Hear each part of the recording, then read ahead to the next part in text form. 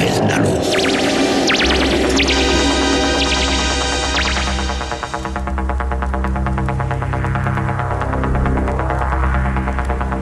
Estás entrando en el espacio en blanco. Una puerta a nuevas dimensiones de la existencia. Una nueva perspectiva sobre la realidad. Espacio en blanco.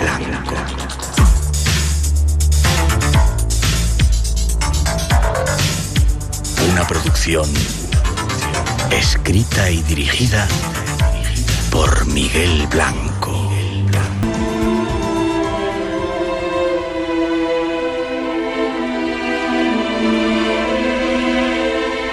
Esta noche os proponemos viajar al pasado, justo hasta el tiempo en el que los dioses plasmaron sus escrituras sagradas para buscar respuestas. De la mano de uno de los mayores expertos en nuestro país, pasaremos revista a algunos de los dogmas fundamentales. Creencias que muchas veces han llenado de terrores nuestros sueños infantiles. ¿Existe el infierno? ¿Qué es el juicio final? ¿Qué pensaba Jesucristo de la vida después de la vida? Y habrá más. Os descubriremos un sistema elaborado por uno de nuestros seguidores que parece probar que en la Luna había mucho más de lo que nos han contado. Eso y algunas sorpresas más llenarán este espacio en blanco que ahora se abre ante nosotros. Solo nos faltas tú. Sé bienvenido.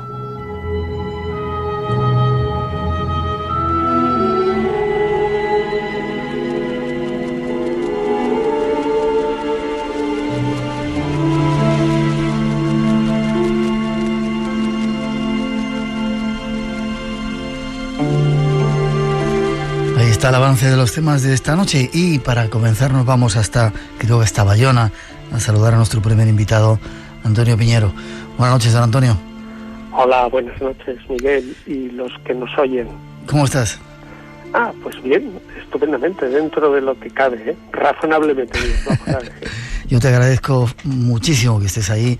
Déjame que diga a nuestros oyentes, se ha ido a dormir porque se va a dormir a las horas de las alondras, dice él. ¿A qué hora se van las alondras a dormir?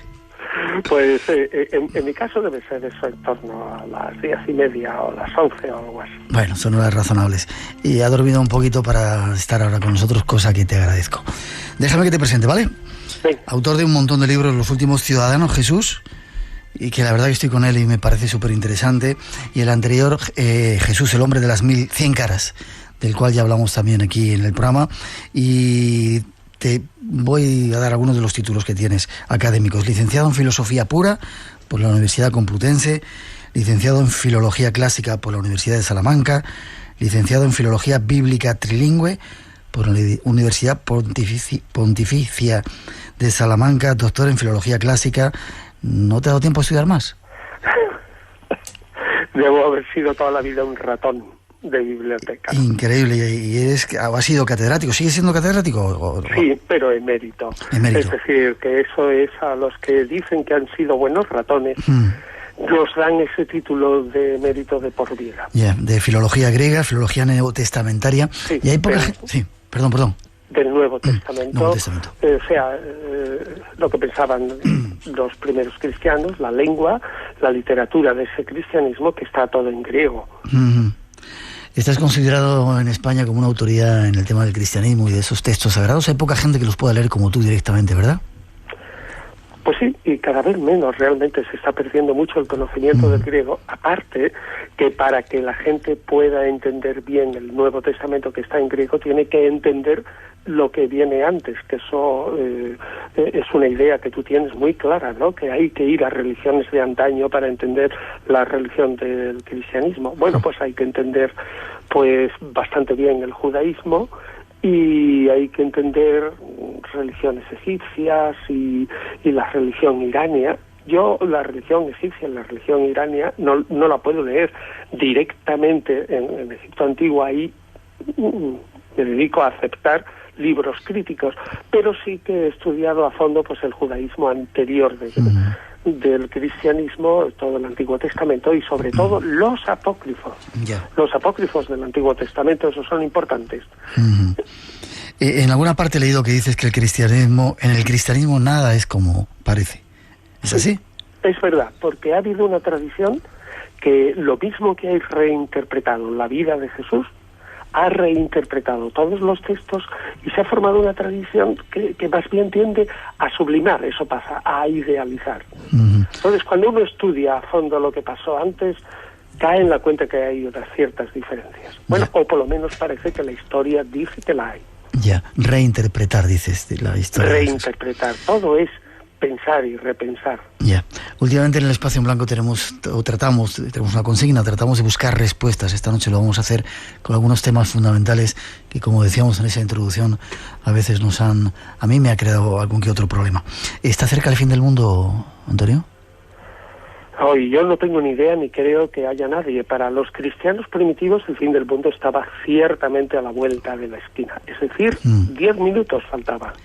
Si alguien toma una epístola de Pablo, coge un Nuevo Testamento fácilmente accesible, abre el libro, Primera Tesalonicenses, capítulo 4, verá como Pablo dice claramente que ese fin del mundo ocurrirá en su vida. Ya. Por lo tanto, faltaba poquísimo. Y fíjate. El tiempo que ha pasado, ¿no? Pero vendrá como ladrón en la noche. Eso es. Ya. Esperemos que no llegue esta noche. 2:16, 1:16 en las Islas Canarias, con la gratitud a ti, Antonio, por estar ahí, a todos nuestros oyentes en muchas partes del mundo por estar escuchándonos. Vamos a entrar de lleno en temas que nos preocupan.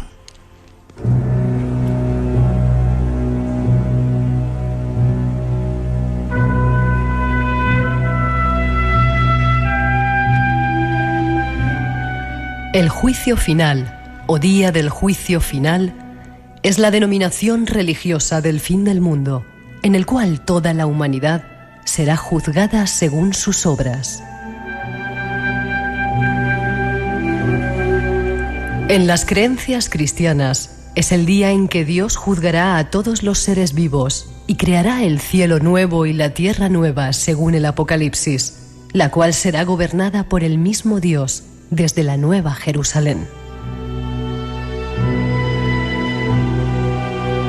La doctrina del juicio final en el cristianismo generalmente habla de un día en que cada hombre será juzgado según sus obras, sean buenas o malas, después del milenio de paz y después de la resurrección final.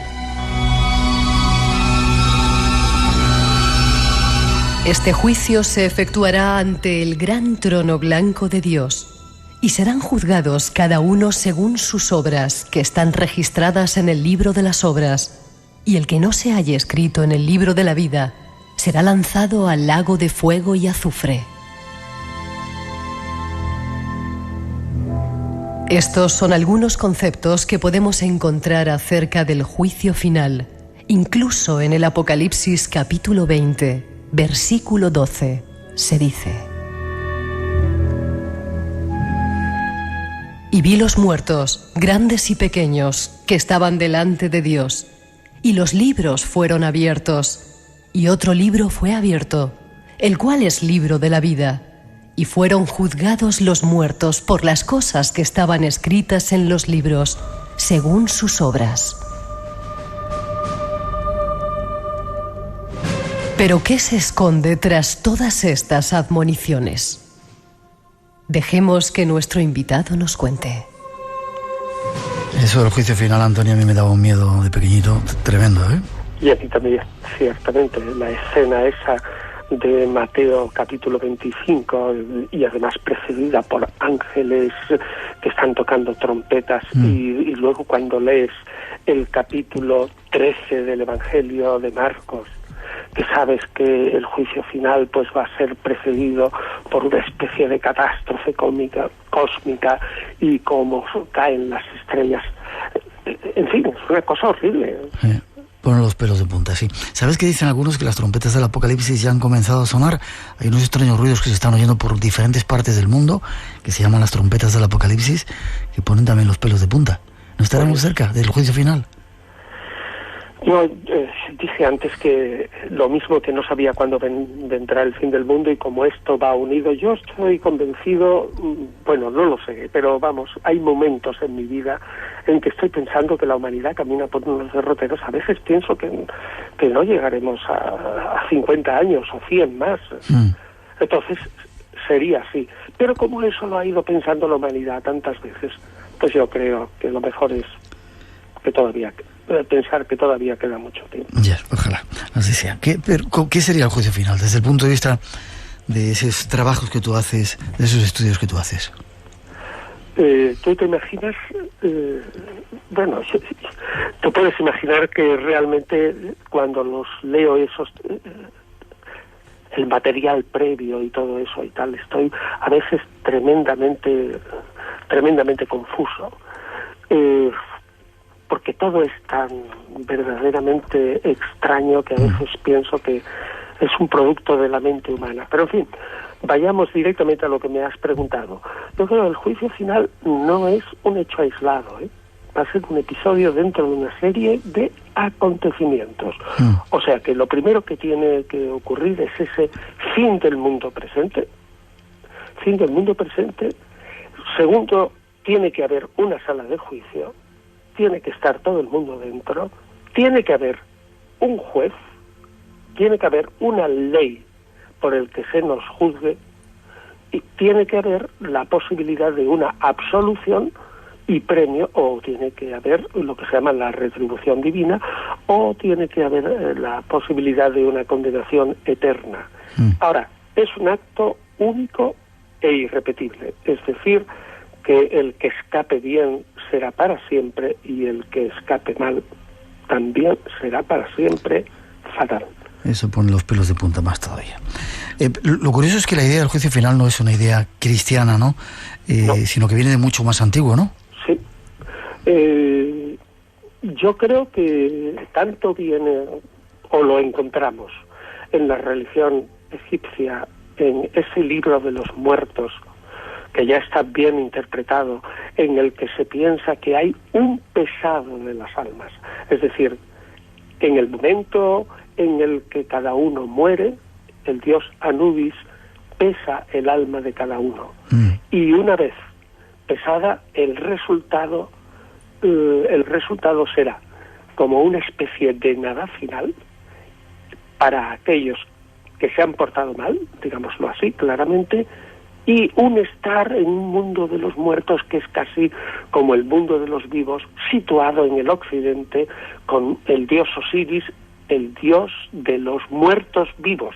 Es decir, se han muerto ya todos, él el primero, pero están vivos, y normalmente las descripciones de esa vida suelen ser casi siempre iguales. Es una vida de paz, una vida de calma y una vida de estar sencillamente bien.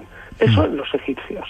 Luego, otra religión que ha influido mucho en nuestra manera de pensar es la religión de Irán, la religión irania, la religión persa, sí, cuyos orígenes a lo mejor son del 3000 antes de Cristo, son míticos, aunque los textos por los cuales nosotros nos guiamos para saber algo, el Avesta y otros textos posteriores, algunos son del siglo VII después de Cristo. Es decir, que entre lo que pensamos, orígenes de esa religión, y los textos que dan cuenta y que se han conservado, pues han pasado más de 3000 años. Pues bien, sabemos que existe un puente entre el cielo y la tierra, que es el Zimbat. Y sabemos que en la tierra lucha, lo mismo que antes en el cielo, el bien y el mal.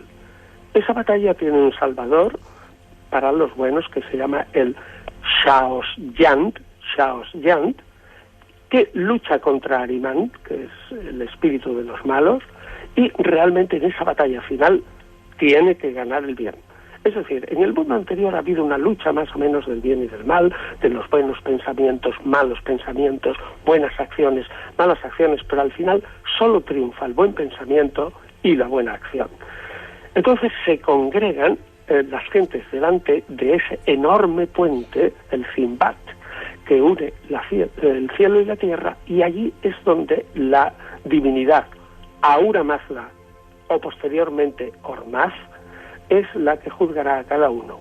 E inmediatamente los malvados caen del puente hacia una especie de infierno que tampoco se describe demasiado, mientras que los buenos atraviesan, siguen por el puente, llegan hasta el cielo y están por siempre jamás con el espíritu bueno. ¿Y cómo describen la vida? Bueno, pues en líneas generales lo describen como luego pasará en el judaísmo y en el cristianismo, a saber, pues como un estar con Dios en donde se recitan cánticos, himnos espirituales y donde la vida es como una plenitud, digamos, del ser, del conocer y del querer. Es decir, que el ser humano que ha pasado por ese puente va a un sitio donde está plenamente feliz. Si le acompaña el cuerpo o no le acompaña es una cosa que a mí no me queda claro y creo que a muchos investigadores tampoco.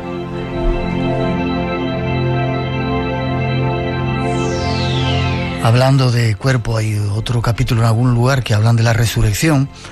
Después de todo ese juicio, resucitaríamos en cuerpo y alma, dicen en algunas partes de las Escrituras, ¿no? Y es curioso porque en el Monte de los Olivos, lugar que tú conoces también muy bien, en Jerusalén, sí, las parcelas valen mucho más que en Manhattan o en cualquier otra parte del mundo de las más caras. Sí. Mucha gente se pelea por ser enterrada allí porque ellos serán los primeros en resucitar en cuerpo y alma.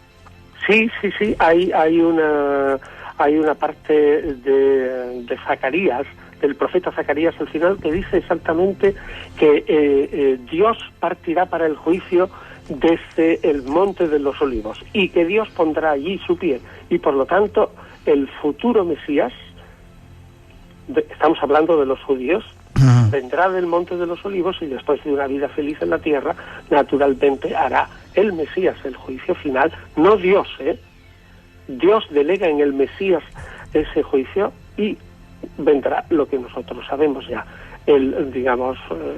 abrirse los libros, el que se vea lo que ha hecho cada uno, el premio y el castigo. Ya. El juicio final, ¿es para todos un juicio final? Es decir, ¿llegará un momento que habrá un juicio final para todos o te enjuician en el momento en que mueres individualmente? Pues el Nuevo Testamento de eso sabe muy poco. Yo diría que incluso las 40 veces que habla de este mundo en total, de un montón de páginas, el Nuevo Testamento puede tener 500 o 600 páginas, yo creo que de la suerte de los malvados en el juicio, a veces habla tan poco que uno está pensando que no habrá resurrección de los malvados. No habrá resurrección de los malvados. Sí.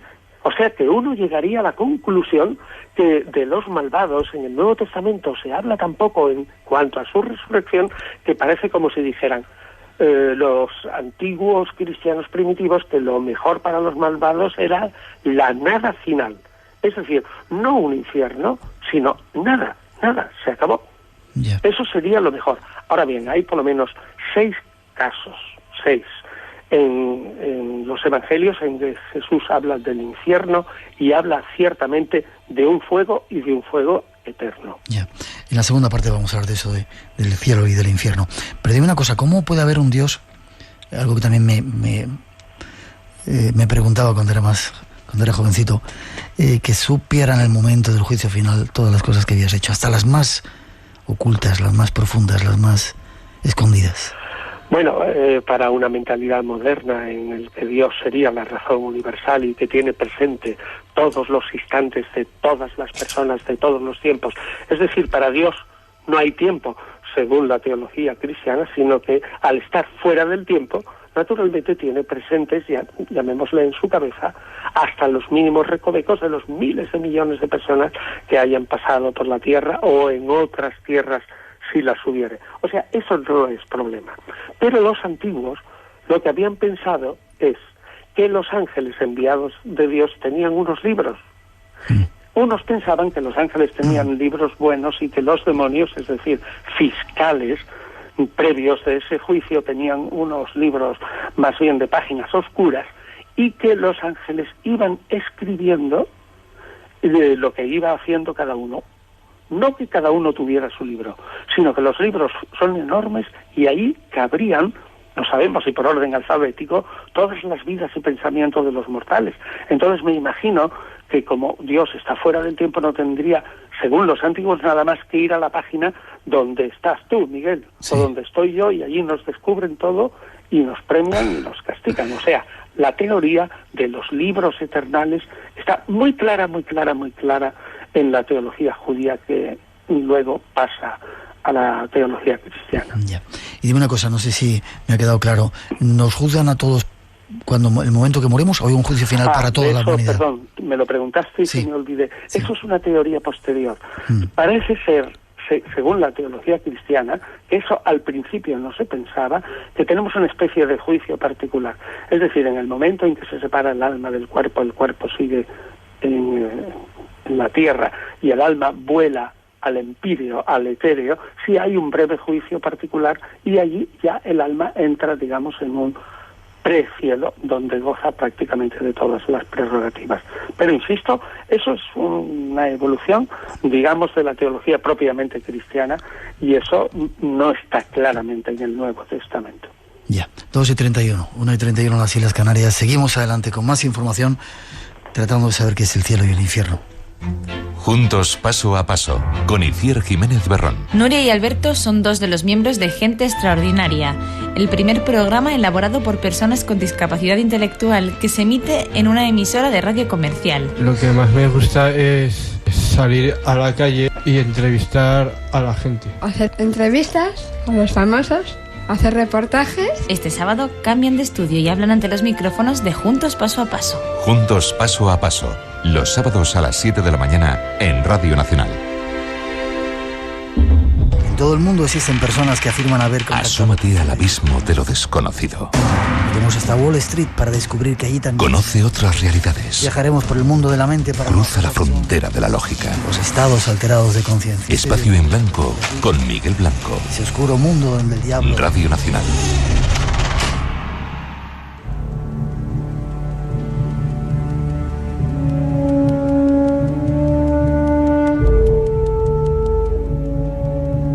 Sigamos haciéndonos preguntas. ¿Qué es el infierno? En el Nuevo Testamento, la palabra infierno es traducida de 3 palabras griegas: Hades, el mundo de abajo; el lugar de la muerte, la tumba; Gehenna, lugar de quemar. Esa palabra viene del Valle de Hinón, un lugar en las afueras de Jerusalén, donde se quemaban desperdicios y los cuerpos muertos de animales o criminales. Y Tartarus, que significa oscuridad. ¿Y qué es el cielo? En la Biblia, la palabra cielo se utiliza para denominar el paraíso, conocido también como el tercer cielo. Segunda de Corintios, capítulo 12, versículos 2 y 4. Este es el lugar donde habita Dios. Primera de Reyes, capítulo 8, versículos 27 y 30.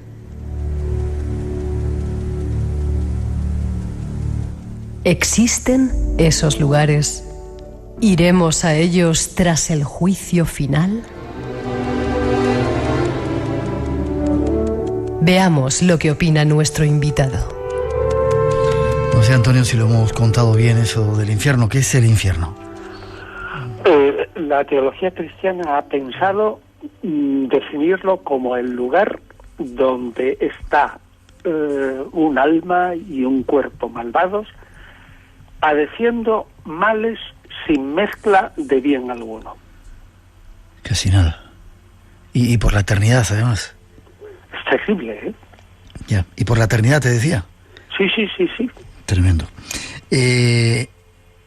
¿Se podría situar en algún lugar concreto, físico? Pues, no sé. Realmente ahí tampoco el cristianismo ha estado, digamos, fino, porque unas veces, si tú coges el Evangelio de Lucas, esa parábola del rico que comía mucho y tenía un pobre que se llamaba Lázaro al lado y no le daba de comer, y van a la otra vida y se ponen a hablar uno y a otro, pues eso parece que uno está en el cielo un poquito más arriba, le llama el seno de Abraham, y el otro está al lado entre grandes suplicios, llamas y todo esto, pero hay poca distancia.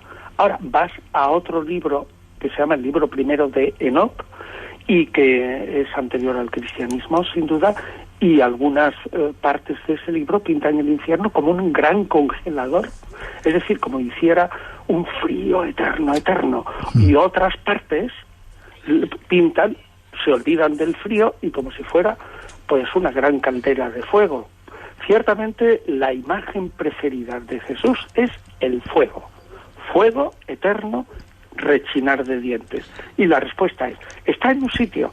Pues hombre, tiene que estar si la imagen es así. Ahora bien, la teología moderna del cristianismo lo que hace es sublimar esa especie de digamos, lugar horrible, y dice que propiamente no existe, sino que es un estado del alma, un alma que sufre terriblemente por estar alejada de Dios y que tiene toda suerte de sufrimientos psicológicos, más bien.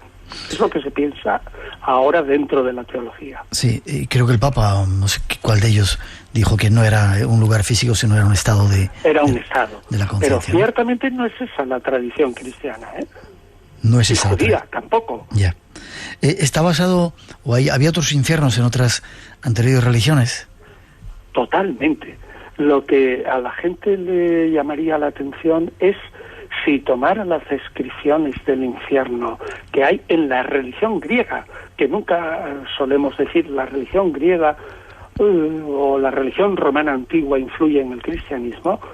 Repito, si tomara, y eso lo hemos escrito en el libro El Juicio Final, un grupo de amigos de la universidad, publicado por Edad, si tomara textos escritos antes de la era cristiana, se extrañaría, porque cualquiera de los cristianos que hoy los leyera firmaría que eso es una descripción del infierno cristiano. Y no lo es, no lo es. Está escrito antes de Cristo. Por lo tanto, yo diría, las descripciones que tenemos los cristianos hoy día están tomadas fundamentalmente de algunas pocas obras judías, pocas, porque no se detiene mucho a describirlo, y sobre todo de las obras greco-romanas.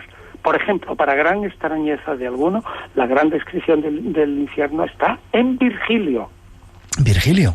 Sí, ahí tenemos una descripción, y ahí lo describimos en El Juicio Final. Hacemos una página entera del libro describiendo, reproduciendo como Virgilio pinta el infierno. O, si queréis, en el siglo II después de Cristo, un buen filósofo que se llama Plutarco pinta otra vez el infierno y las desgracias de las almas y las torturas y todo esto. Él no era cristiano, y estoy seguro que cualquier cristiano hoy volvería a afirmar que esa página la ha escrito un cristiano.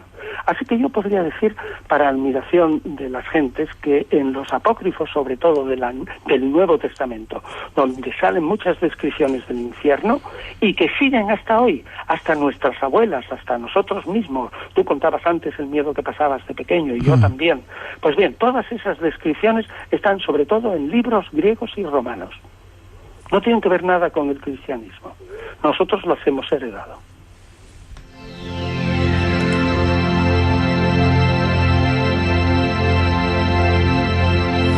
2 y 38, 900, 137, 137, nuestro teléfono por si queréis intervenir. Te están saludando, Antonio, desde Bristol, desde Oxford, desde México, en Argentina y en Canadá. Entre otros Menuda responsabilidad. Entre otros muchos lugares que nos escuchan en Costa Rica, están escuchando también ahora, en Perú, en montones de lugares. Dime una cosa, ese infierno, decíamos en esa introducción, está basado en un lugar que era el Valle de Ginón, donde, a las afueras de Jerusalén, donde quemaban a los cuerpos. En otro sitio lo digo también. Sí, desperdicios, y olía muy mal. Sí. En algún otro sitio he leído que estaba también en las afueras de Bagdad, que había un sitio donde había como eran lagos de alquitrán y que estaba siempre quemándose, y que eso era un poco la referencia al infierno. De ahí sacaban las ideas a ese lugar tan tremendo. Sí, sacaban las ideas de lo que veían, como es lógico, y además se trata pues de religiones, de pueblos que son más pequeños y se imaginan el infierno pues en un lugar que ellos conocen y en la tierra. Pero la inmensa mayoría, el infierno está tan bajo que ya desde Homero y Hesíodo, o sea, en el año 700, 800 antes de Cristo, dice, así yo creo que es Homero, que si sueltas un yunque en el borde donde, digamos, se acaba la tierra y empieza el vacío que va a bajar hasta el Tártaro, hasta el final. Dice, sueltas ese yunque y lo dejas caer, tardaría 10 días y 10 noches bajando el yunque hasta el lugar del infierno. Eso es lo que dicen los griegos antiguos. Curioso, ¿eh? Qué curioso, sí, señor. Jesucristo hablaba de ello en algunos fragmentos, ¿verdad? Sí, 6, clarísimos, 6 veces. Vale. En algún lugar he oído que lo bueno de la religión católica es que si al final te arrepientes y te confiesas, te libra de todos los pecados y ya no vas al infierno. Con lo cual se podía pecar mucho. Ya, pero lo malo de la religión católica es que si, por ejemplo, tienes un arrebato así de ira, viene un señor, estás en el campo, te roba una oveja y tú sacas la escopeta, ¡pum!, y le pegas un tiro y no deberías hacerlo porque deberías llevarlo al juicio, no te puedes tomar la justicia por tu mano, y en ese momento te da un infarto y te mueres, te vas al infierno eterno. Eso tiene su vida también. Ya. No me extraña que Orígenes y otros padres de la Iglesia, ya muy desde el principio, mediados del siglo III, dijeran que el infierno era temporal. Pero la Iglesia los condenó. Sí, el infierno era temporal y la Iglesia... Sí, eso decía Orígenes. Hombre, y muchos otros padres decían, todos fueron condenados. ¿Por qué? Porque el Nuevo Testamento dice que el fuego, Jesús, es eterno. Pero ellos decían, bueno, será un símbolo, una metáfora que se nos hace una eternidad. Pero vamos a ver, si Dios es tan bueno, decía Orígenes, ¿cómo va a castigar a una criatura, nosotros que somos limitadas, no eternas, a algo eterno? ¿Qué padre castiga a su hijo, por muy malvado que sea, algo eterno? Y Orígenes dijo que no, claramente que no. Esa es una de las razones, pensamos muchos, por lo que, siendo quizás uno de los grandes teólogos de la Iglesia Católica, fue luego condenado por hereje y no ha pasado a ser San Orígenes. Ya. Bueno, menos mal que... Pienso que tenía razón, ¿eh? Ya. Menos mal, digo que... no recuerdo qué papa dijo que el infierno es un estado mental, un estado del alma. Ya, pero si el estado mental es fatal y dura eternamente, el Papa tendría que decir, es un estado mental, y como dijo el padre de la Iglesia Orígenes, Dios al final se apiadará y no hará el infierno eterno. Y además puede decirlo, porque la palabra eternidad en la antigüedad pues no significaba lo mismo que para nosotros. O puede decir, en la Biblia se habla de la eternidad, pero es una manera de hablar. Es decir, la exégesis, si quiere, ya le encuentra recovecos para hacer que un texto diga de otra manera. Ya, cuánto miedo nos ha provocado eso, en nuestra infancia. Cuántos miedos. Hablemos de otra cosa, del cielo. ¿Qué es el cielo? ¿Qué sería el cielo? Pues curiosamente tampoco los cristianos hablan mucho de ello, Simplemente el primero de los cristianos que habla de ellos es el que citamos antes, San Pablo de Tarso, en la primera epístola a los tesalonicenses. Y lo único que dice es, allí estaremos siempre con el Señor. Se acabó la descripción del cielo. ¿Solo eso? Solo eso. Lo cual quiere decir que con el Señor se está muy bien.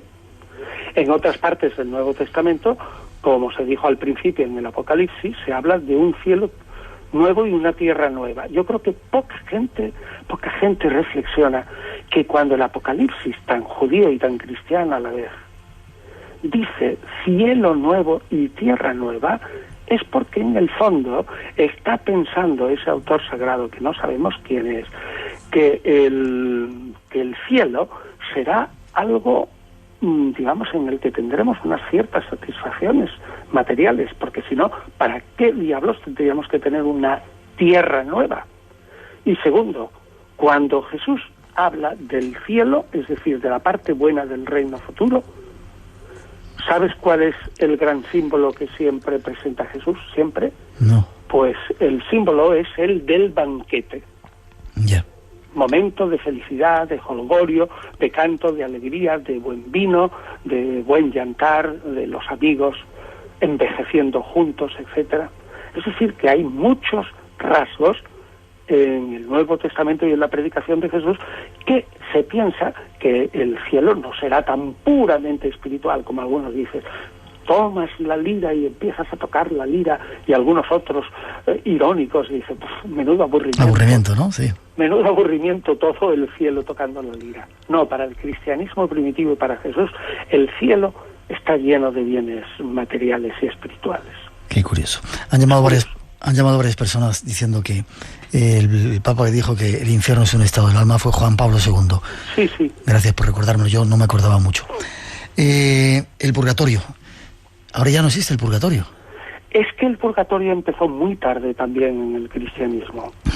Y ahora han dicho que no existe, bueno, porque no tenemos, digamos, no ha sido declarado dogmáticamente nunca. Tampoco tenemos base en el Nuevo Testamento. Sí tenemos una cierta base judía. Por ejemplo, en el libro cuarto de Esdras, que es en torno al 100 después de Cristo, se habla de una suerte de purgatorio que dura 7 días. 7 solo. Y es el momento en que muere el ser humano, el cuerpo se queda todavía en la tierra y el alma empieza a vagar delante del juicio por una suerte de semicielo, por los aires o algo así, y piensa ese autor judío que en 7 días el alma tiene tiempo para purificarse de los malos pasados. Es decir, que bueno, es un purgatorio de 7 días, es poco. Pues eso también ha sido suprimido. Ya. Y cabría preguntar que parece que se suprimen cosas cuando ya no interesan, ¿no? O de repente cambian ciertas cosas que han sido dogmas durante mucho tiempo y de repente fuera, lo cambian. En honor a la verdad, sí. Yo por eso dije antes que estoy convencido de que tarde o temprano se impondrá no solo el estado para el infierno, sino un estado que sea temporal. Es decir, que caiga en la cuenta la Iglesia que una manera era la de que hablaban los antiguos, incluso Jesús, y otra manera es la que tenemos que emplear nosotros, donde nuestra racionalidad se ha refinado muchísimo y vemos que es imposible, repito, que es imposible que una pena sea eterna para un ser limitado. Ya, 2:47. Así que nos consolamos, ¿eh? Ya, 2:47, 1:47 en las Islas Canarias. Nos queda todavía una tercera cosa que tratar con Antonio Piñero, nuestro primer invitado. 900-137-137. Después, en la segunda hora, hay muchos más temas que no tenéis que perderos.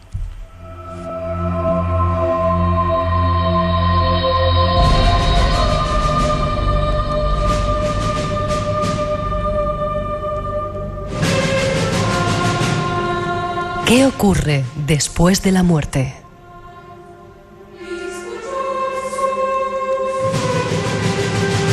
En el Génesis capítulo 3, versículo 19, se dice: polvo eres y a polvo volverás. ¿Volvemos al polvo? ¿Y nuestra alma viaja al cielo o al infierno según nuestros actos?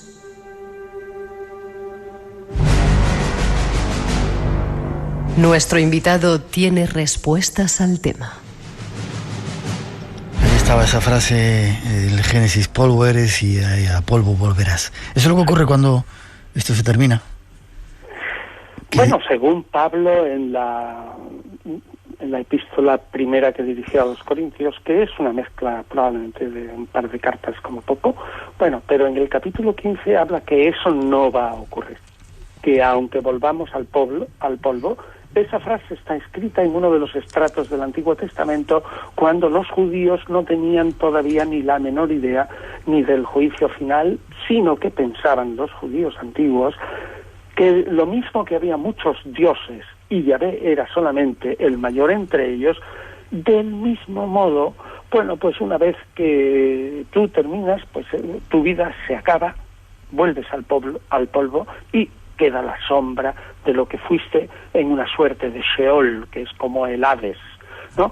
Pero refinado también el Nuevo Testamento, refinando todas esas doctrinas antiguas, San Pablo ya dice claramente que no solo el alma resucita, como decían los griegos, resucita también el cuerpo. Ahora bien, para Pablo, un dogma es que lo mortal, lo carnal, lo impuro, no puede resucitar. Y entonces postula la idea de que el cuerpo se transforma en espiritual. Yo muchas veces me he preguntado, ¿cómo puede ser un cuerpo espiritual, cuerpo espiritual, si son conceptos antinómicos, contradictorios? Pero Pablo lo dice. Es decir, que nosotros tendremos cuerpo, y eso incido en la idea que yo decía antes. Si el cristianismo primitivo, por boca de Pablo, insiste tantísimo que en el cielo futuro habrá cuerpo, es porque de alguna manera el cuerpo, aun espiritualizado, participará también de los bienes del cielo. Y en líneas generales, el Nuevo Testamento acaba de alguna manera diciendo que los que van a ir al infierno pueden ser relativamente pocos. Ya. Mil preguntas surgen por parte de los oyentes y por parte mía también. Si vamos a tener cuerpo, ¿qué ocurre con la gente a la que se lo queman las cremaciones? Tremendo, ¿no? Ya no tienen... Bien, pues dice San Pablo, no se muere el trigo en la tierra y se pudre de tal manera que desaparece. Pues potente es Dios, que de un granito de trigo que se pudre puede sacar luego el trigo multiplicado. Pues potente es Dios, aunque le queman y aunque el cuerpo esté destrozado, coger todas las partes, revivificarlas y hacerlas espirituales. Ya. Preguntan también que cómo es posible que haya dos dioses tan diferentes aparentemente en los dos testamentos, Nuevo y Antiguo Testamento. Parece un Dios diferente, uno de ellos bastante duro, bastante vengativo, bastante cruel, ¿no? Sin duda alguna. El Dios es el mismo, pero el concepto de Dios progresa, se mejora, se refina. Lo que hay que pensar con toda honestidad es que al menos el que crea en la revelación tal como se le presenta, yo soy a ese respecto un tanto escéptico, pero si crees en la revelación, Dios va revelando el concepto sobre sí mismo lentamente.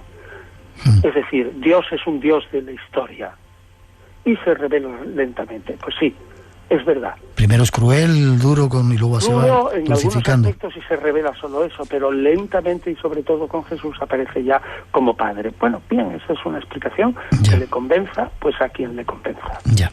Preguntan también que si es cierto que no dice en el concilio, uno de los primeros concilios, los padres de la Iglesia no sabían cuántos libros organizar para hacer las Santas Escrituras y dejaron que, una paloma se posara, eran los libros que iban a elegir. No, eso yo creo que ya hemos hablado alguna vez. No. Eso es una leyenda, eso es una manera, que me perdone, en fin, eso es una manera que sería bastante poco racional y un tanto estúpido de pensar cómo se comportó la Iglesia, aunque pongan la paloma y el Espíritu Santo. No. Eso de por qué los evangelios, que había unos 80 o 90 en torno en el siglo II o quizás más, ¿cómo solo son 4 y tal? Es uno de los problemas más arduos y más difíciles de la Iglesia. Es un proceso de siglos y es un proceso que lleva a estudiar el Nuevo Testamento y los escritos cristianos posteriores entre líneas. Para explicarlo necesitaríamos, Miguel, yo creo que otro programa entero y minucioso, porque no fue así, de ningún modo. Lentamente, a partir de en torno al 100, hasta que hay, digamos, una declaración no formal del todo, que es en torno al 379, que es en Alejandría, y en el Oriente el Apocalipsis, eso no lo sabe la mayoría de la gente, no es canónico totalmente hasta el siglo X, y tampoco sabe la gente que la primera lista en la Iglesia Católica de libros estrictamente sagrados es la primera vez en que un concilio estricto universal y hace una lista definitiva, es en torno a 1560, en una de las sesiones nada menos que del Concilio de Trento. O sea que eso es un proceso lentísimo. E incluso la mayoría de los teólogos piensan que ese canon podría reformarse hoy. Ya, 2 minutos nos quedan. Hablaremos de ello entonces en otra ocasión, en otro programa que te pille por aquí. Es un tema interesantísimo y oscurísimo, ¿eh? Vale. Eso sí que es un misterio. 2 minutos para la última pregunta. Antes de ese juicio final volvería Cristo, con gran poder y gloria. Muchos piensan que como si viniera una nave extraterrestre, una nave de los cielos. Pues sí, efectivamente, algunos lo piensan así, porque desde luego aparece con gran aparato eléctrico y con gran aparato de ángeles y todo, y claro, alguno puede decir, es que esa manera de describir una nave celeste es por medio de eso, pero como tenemos que volver a la descripción de Pablo, que ya te digo, que es del año 51, Primera Tesalonicenses, mucho antes, 20 o 30 años de los Evangelios, vemos que la descripción de Pablo es también muy somera, muy breve. Cristo aparece como cabalgando, como lo pintaba el profeta Daniel, cabalgando en las nubes. Aparece brillante. Si la nube es una nave celeste, bueno, a lo mejor era como lo pintaban, pero aparece desde arriba hacia abajo en una nube blanca, rodeado de ángeles que tocan la trompeta y luego se posa en el aire, es decir, no llega a tocar a tierra, a bajar a la tierra, y los cristianos, dice Pablo, que se van a salvar, como impulsados por un cohete, son elevados a la nube, y allí en la nube es donde se encuentran con Jesús. Ese sería el retorno. Yo creo que la imagen es bastante bonita. Sí, se podía pensar que es una nave espacial. Podría ser, pero bueno, yo soy muy escéptico al respecto. Hay mucha gente que dice que esos símbolos, síntomas o signos de que esa venida ya se están cumpliendo y de que no tardará mucho en verse esa nube llegar por los cielos. No sé. Bueno, pues a lo mejor son prevenidas, porque desde luego el cristianismo solo piensa en una, ¿eh? Ya. Una sola, y cuando venga se acabó.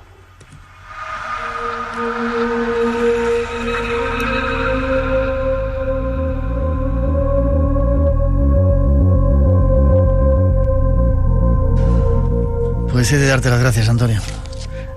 Gracias ya por... sabes que estoy encantado pasar las noches contigo. Gracias por aclararnos esos temas, quitarnos algunos miedos. ¿Tienes un blog, tienes una página web, forma de contacto contigo? Que además sí que contestas casi siempre. La página web, que es mi nombre, antoniopinero.com, y el blog de Antonio Piñero. Así, sin más, en el Google, el blog de Antonio Piñero ya sale disparado. Y luego, si alguien quiere el libro de una editorial que es muy afecta para ti y para mí, que es EGAF, ¿no? Sí. Si quiere puede comprar el libro del juicio final. Ahí se explica todo lo de Zaratustra, o sea, la religión persa, la religión egipcia, la religión grecorromana, eso que hemos hablado, del infierno descrito por gente que no era cristiana y que nosotros lo firmaríamos, de los libros, en fin, ahí está todo, lo hemos recogido todo. Un libro súper interesante. Gracias, te veo en Albacete dentro de poquito, dentro de 2 fines de semana, disfrutando. Sí, hablaremos también de todo esto y de otras perspectivas. Yo creo que la gente tendría que animarse a ir. Seguro que sí, por verte a ti. Hay gente buena allí hablando, ahí estás tú. Te lo agradezco, descansa, vete a descansar, te agradezco mucho el esfuerzo, estamos en contacto y aquí tienes tu casa. Bueno, ya sabes que es un placer, de verdad, no me lo agradezca, yo estoy encantado. Fuerte abrazo para ti y tu... Un fuerte abrazo familia. para todos. Hasta pronto. Hasta pronto.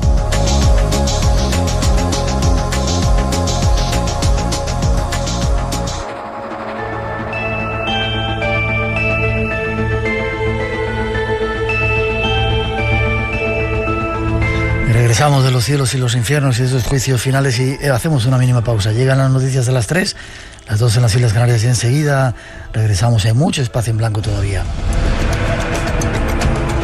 Hablaremos de la vida intrauterina, un tema que seguramente os va a sorprender sobremanera. Hablaremos también de algunas informaciones de ese Congreso Albacete en el que estamos colaborando.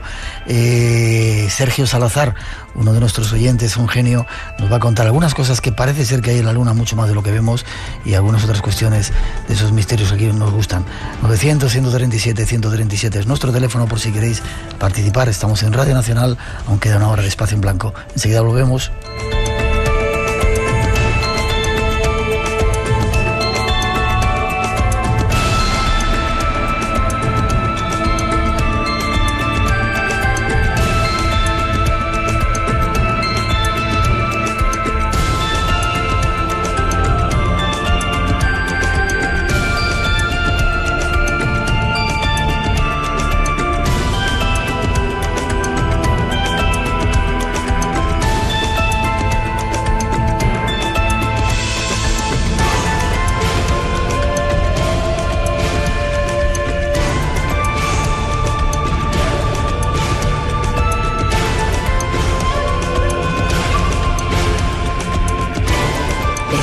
Lienzo en Blanco.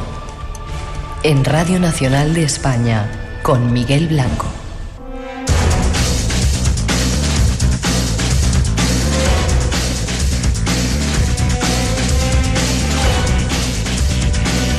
Tres y 6, 2 y 6 en las Islas Canarias. Ya regresamos. Nuevos temas nos esperan en esta segunda hora.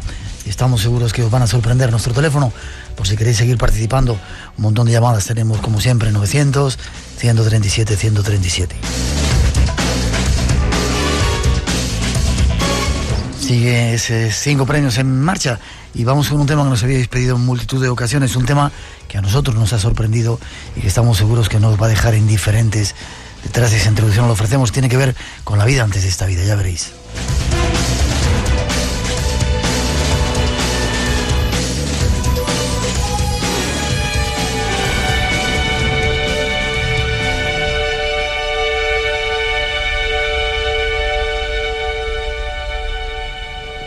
Muchas veces nos hemos preguntado si hay vida después de la muerte. Esta noche queremos preguntarnos si hay vida antes del nacimiento. Lo llaman la vida intrauterina y es un tema que nos ha apasionado nada más conocerlo. Por ello queremos compartir con vosotros las experiencias de nuestra siguiente invitada. Un tema que estamos seguros os asombrará.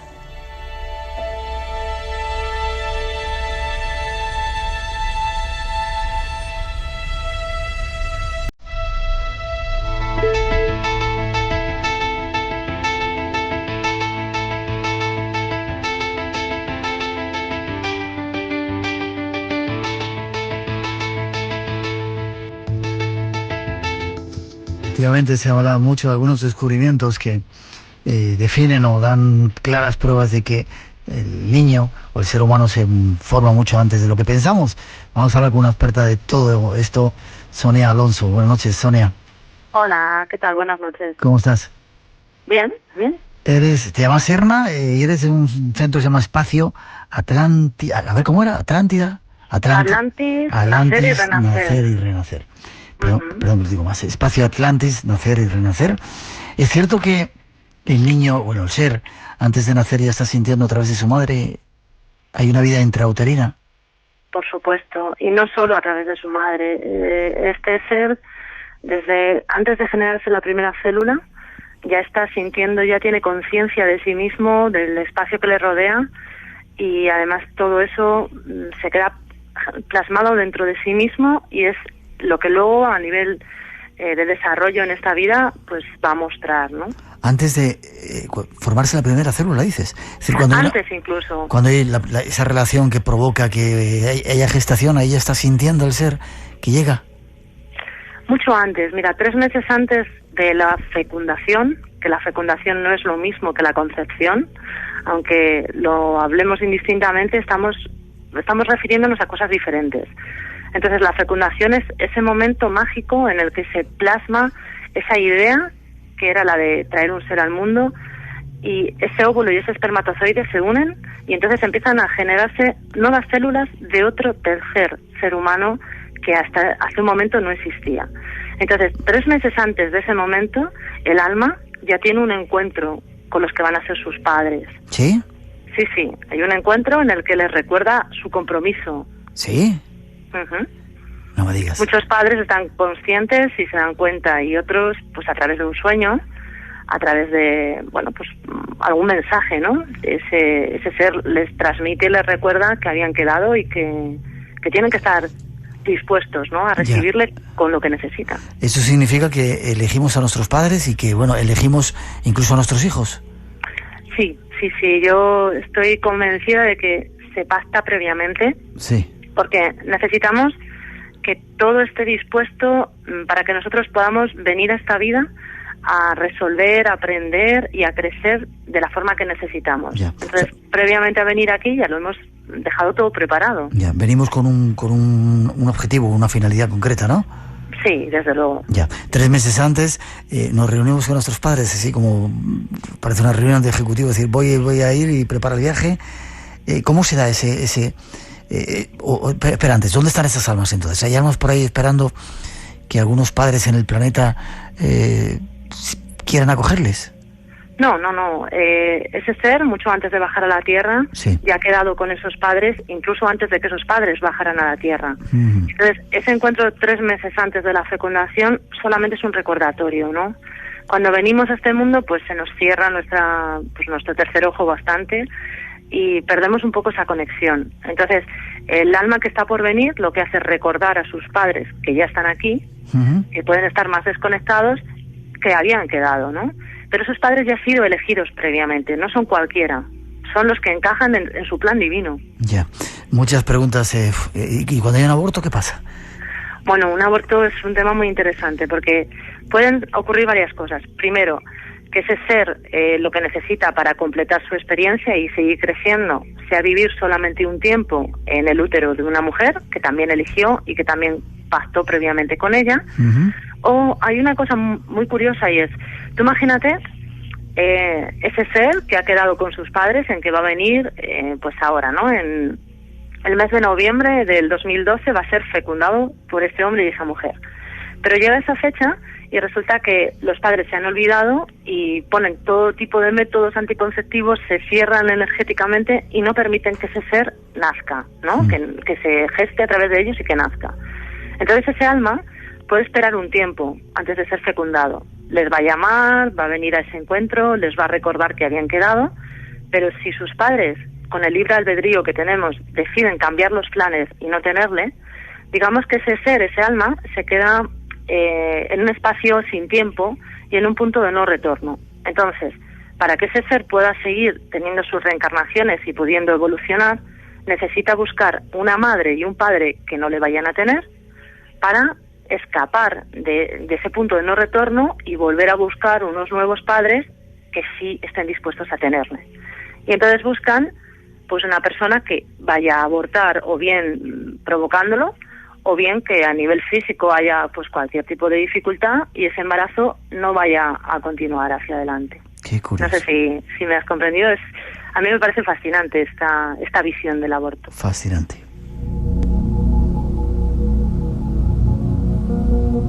Y dices que 3 meses antes de la fecundación o concepción, aunque no es la misma cosa, ya se ha hecho ese pacto, se ha firmado el contrato de que va a venir el nuevo ser. Cuando hay fecundación in vitro, todo eso, ¿es exactamente lo mismo? Pues sí, porque ahí también puede ocurrir, por un lado, que ese ser que va a nacer necesite vivir esa experiencia de dificultad a la hora de fecundar, de que ser muy, muy deseado y de necesitar que sus padres hagan todo lo imposible para traerle al mundo, ¿no? Piensa que si ese ser no estuviera en el destino, por decirlo de alguna forma, que llegara a la Tierra, pasaría como ocurre con muchísimas parejas, que por muchos tratamientos de fertilidad que hagas, por muchas fecundaciones in vitro, no salen adelante. Uh-huh. Qué curioso. Desde el principio el ser ya empieza a sentir, a través de la madre, supongo, y también siente al padre. También siente al padre, pero sobre todo es las primeras semanas, hasta las 18 o las 22 semanas más o menos de desarrollo, hay un crecimiento físico muy grande del cuerpo. Uh-huh. Entonces toda la energía lo que hace es ir hacia adentro. Y en ese momento el ser solo tiene conciencia de sí mismo. Él escucha los latidos de su madre, escucha su voz, sabe que hay unos ruidos en el exterior, pero no los identifica con una persona en concreto. A partir de esa semana, entre la 18 y la 22, empieza a darse cuenta de que hay un mundo más allá de él y lo primero que percibe, por supuesto, es su madre. Se intenta comunicar con ella, además, y luego, pasadas unas semanas, empieza pues a distinguir otras voces, la de su padre o de los hermanos, de la gente que esté con más frecuencia ahí o que esté pues en el núcleo, ¿no? Uh-huh. ¿Esa comunicación cómo es? ¿A través de percepción extrasensorial, telepatía, uh-huh, los sentidos que están ahí más amplificados? A través de la telepatía, de la comunicación de conciencia a conciencia, todo el tiempo hay esa comunicación, desde antes de la concepción, de la fecundación, como hablábamos, hasta mucho después. Esto está por encima de todo porque va de ser a ser. Pero yo me refiero ahora a la comunicación física, es decir, cuando el bebé empieza a moverse, empieza a hacer toquecitos, a dar las típicas patadas, es decir, a moverse para decirle al mundo, estoy aquí. Y decirle a su madre, mamá, te siento, sé quién eres y estoy aquí llegando, ¿no? Y siente los sonidos y siente también los sentimientos, valga la redundancia, siente el miedo, siente cuando hay bronca, siente cuando hay odio, cuando hay cariño. Por supuesto, siente todo lo que se vive y lo que no se vive, que es lo más importante. Y lo que no se vive. Porque a veces, claro, imagínate que una mujer que está embarazada, pues no permite el sentir, por ejemplo, la rabia o el enfado, porque cree que eso le va a afectar a su bebé. Sí. Pues resulta que a su bebé le afecta mucho más lo que su madre está reprimiendo y no se está permitiendo sentir que lo que está sintiendo. Si una madre se enfada y tiene un día malo o llora, lo único que debe hacer es explicarle a ese bebé qué le está pasando y recordarle que no tiene nada que ver con él, que es algo de ella. Qué curioso. Siente también, me preguntan, cuando los padres están, no me gusta utilizar la palabra hacer el amor, cuando están sintiendo el amor juntos, manteniendo una relación, ¿el niño lo siente? ¿Cómo lo siente? Claro, piensa que el alma durante el embarazo está entrando y saliendo de su cuerpo. Y casi siempre cuando sus padres están haciendo el amor, él recuerda esa energía con la que le fecundaron, con la que le llamaron a la vida. Y casi siempre lo que hace es estar fuera, observándolos y a veces incluso, si ellos están abiertos, receptivos, participando con ellos, ¿no? ¿Cómo? Sí, participa como en un baile y les acompaña. Te pueden envolver con una luz y tú lo puedes sentir. Qué bonito. Sí.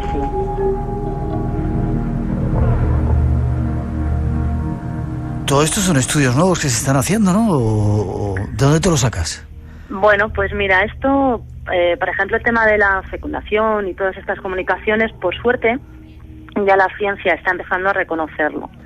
De todas formas, bueno, yo tengo una conexión, ¿no?, con esos seres desde siempre y a través de, pues, un poco de esa telepatía que tú comentabas, ¿no?, de esa conexión con los seres que están llegando, pues toda esta es mi experiencia, ¿no?, acompañando a los seres desde ahí. Pero la ciencia ya lo corrobora, por suerte. ¿Acompañas a las madres en el nacimiento? Acompaño, sobre todo preconcepción, es decir, cuando una pareja quiere quedarse embarazada, vienen a mí y hacemos un trabajo previo, porque cuanto más limpios, cuanto más colocado tengamos todo antes de traer un ser al mundo, mucho mejor. Hay un trabajo interior de trabajar con nuestra propia historia personal, con todo lo que traemos, que es fundamental hacerlo antes de quedarte embarazada. Entonces yo acompaño desde ahí todo el proceso del embarazo, el parto y después, ¿no? Trabajando también con los nenis, pues con esos bebés, pues para ayudarles a que si ha habido secuelas porque su llegada al mundo no ha sido lo amorosa que debía haber sido, pues que afecte lo menos posible. El tema de la esterilidad entonces no es tanto una cuestión física, sino que, o si es una cuestión física, ¿se puede resolver con ese trabajo? Sí. ¿De la pareja, sí? Sí. De hecho, yo te aseguro que muchas parejas que estaban en tratamiento de fertilidad, pues haciendo un trabajo desde la energía, un trabajo de conciencia, un trabajo de crecimiento personal, han concebido muy fácil. Porque a veces piensa que lanzamos un doble mensaje a la vida. Por un lado queremos tener un hijo, le hacemos todos los tratamientos posibles y por haber, pero por otro lado tenemos una resistencia muy grande, a lo mejor pues simplemente el miedo a no estar a la altura, el miedo a perder nuestra independencia, el miedo a lo que ese crecimiento, esa vuelta del revés que te trae la maternidad, la paternidad, ¿no? Dos preguntas más, si te parece, y te emplazo en el programa, ¿vale, Sonia? Perfecto. Dime una cosa, el niño sufre cuando nace en esta sociedad nuestra, en los paritorios, con ese tipo de partos que tienen ahora. Es tremendo. Sí. Es tremendo. Mira, yo soy renacedora y trabajando con la respiración consciente conectada, con el Rebirthing, a veces revivimos nuestro propio nacimiento. Y hay algo muy común, que es una sensación de un frío brutal a la hora de respirar, que es ese frío de quirófano, ¿no? Sí. Entonces, en nuestra memoria se queda ese corte tan drástico que tenemos de estar en un espacio idílico, calentito, con los ruidos amortiguados, sin gravedad, sin saber lo que es tener hambre, lo que es tener frío, a oscuras, y de repente que te sueltan sales ahí, ¿no? al frío, te cuelgan gente que te habla sin hablar despacito, sino gritando, la luz cegadora, el frío que pasas y sobre todo la desconexión de mamá, la separación. Si hay algo importantísimo es que no haya separación, que ese bebé, según nace, pueda estar colocado en el pecho de su mamá, escuchando su respiración y que le dejen respirar antes de cortar el cordón. Si eso se hace así, las secuelas son mucho menores, pero por desgracia todavía en muchos sitios, muchos niños nacen de esta forma tan drástica y tan agresiva realmente, si lo cuestionas.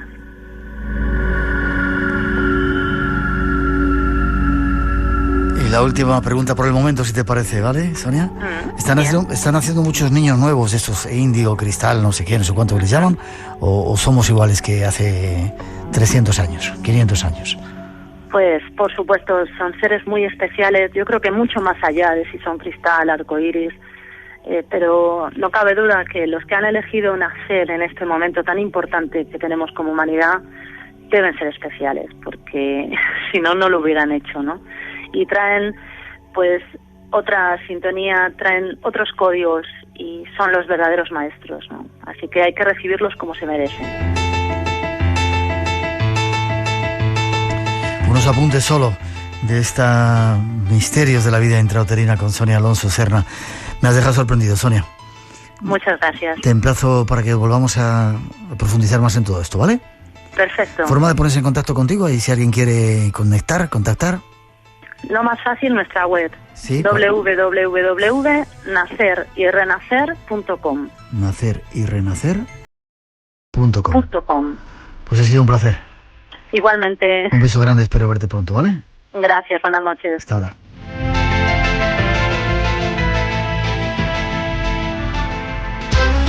Sí, no hay nosotros venimos de muchos años. Eso es para nosotros aquí, que estamos 3 y 4 personas aquí en España. En primera persona, con Sandra Camps. Esta semana queremos conocer la situación de los temporeros rumanos que se desplazan a nuestro país en busca de trabajo en el campo. Tenemos tiendas de campaña. Otro que está subiendo fuerte son los hacinamientos. Se crean asentamientos que en estos días se multiplican por el efecto llamada. En primera persona, los sábados a las 6 de la mañana en Radio Nacional. Ahí fuera hay todo un universo desconocido esperándote. Ven con nosotros a descubrirlo. Los fines de semana, de 2 a 4, en la madrugada del sábado, Espacio en Blanco, en Radio Nacional, con Miguel Blanco. Conecta con nosotros. El misterio te espera.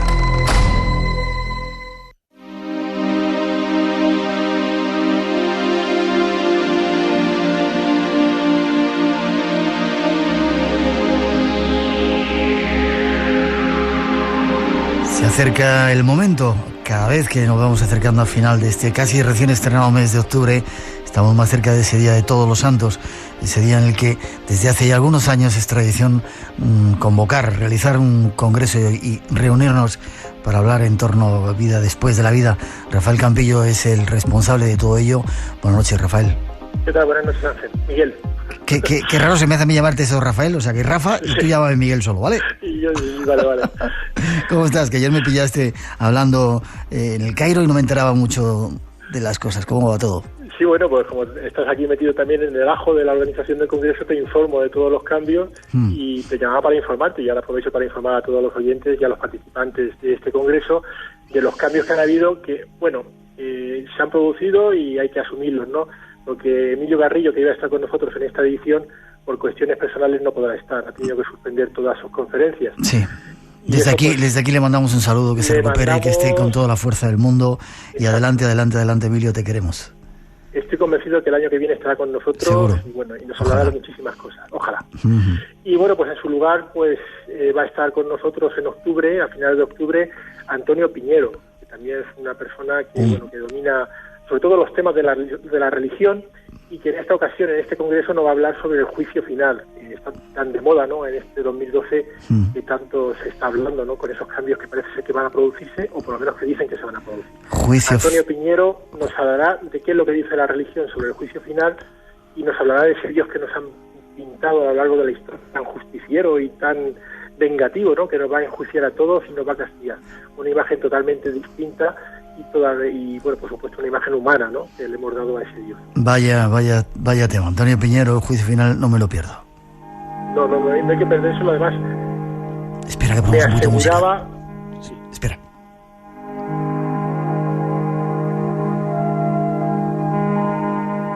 Así me das tiempo de beber un poquito de agua. ¿Sí? ¿Te aseguraba qué, Antonio? Sí, me aseguraba que la conferencia va a ser de muchísimo interés. Seguro. Y que la gente va a quedar impresionada, ¿no?, con lo que nos tiene que decir sobre ese juicio final que muchas religiones pues proclaman para una fecha muy cercana, parece ser. Es curioso cómo ha ido cambiando, Rafa, lo voy hablando con algunos invitados también contigo, este panorama del mundo del misterio, ¿no? Antes éramos, ¿no?, 4 frikis para muchos, gente con poco nivel intelectual, con poco nivel académico, y sin embargo ahora gran parte de la gente, tanto que viene al programa como que va a estar en ese congreso, catedráticos, gente de universidades que por fin han abierto la mente y se dan cuenta que el misterio merece ser descifrado, por lo menos analizado, ¿verdad? Es cierto, no hay que desmerecer ni muchísimo menos a las personas que no sean académicas o que no sean catedráticos. Ciertamente. Pero es cierto que, bueno, que el mundo académico, los investigadores catedráticos de universidades están entrando sin ningún tipo de problema a estudiar estos temas. Y bueno, pues eso es de agradecer, porque durante muchísimos años han sido temas tabú. Incluso las personas que están dentro de la universidad, que se han atrevido a alzar su voz opinando sobre alguna de estas cuestiones, pues rápidamente han sido tachados por sus compañeros de locos y de gente que no está bien de la cabeza.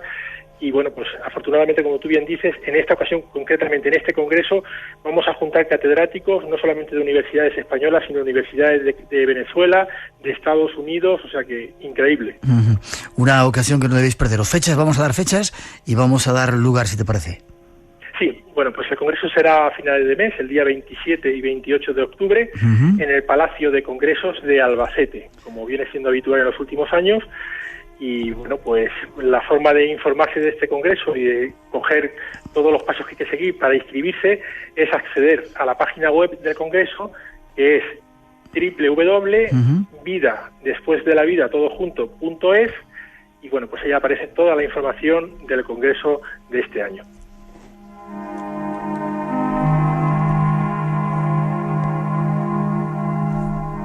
Ahí tenéis toda la información por si queréis. Os esperamos. A partir de ahora queremos conseguir mucho dinero, muchos fondos para el Padre Ángel, para Mensajeros de la Paz, que es un poco esa vertiente solidaria que tienen estos congresos, ¿verdad, Rafa?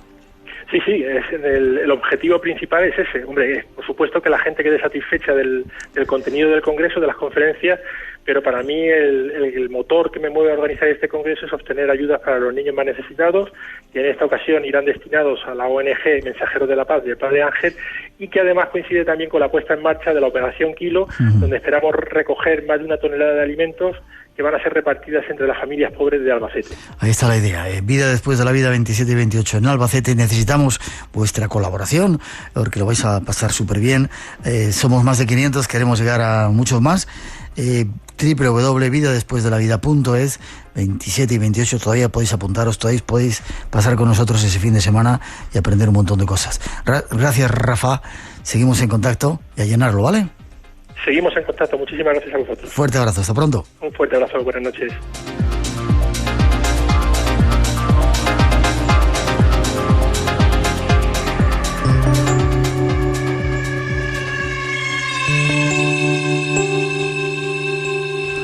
Y 29, 2 y 29 en las Islas Canarias. Seguimos aquí en directo en Radio Nacional. Si el tema de la vida entretenida era sorprendente y ha generado un montón de discusiones, ya veréis el que ahora nos ofrece nuestro siguiente invitado, Sergio Salazar. Tras esa introducción nos lo ofrecemos. Escuchando imágenes. Escuchando imágenes. Escuchando imágenes.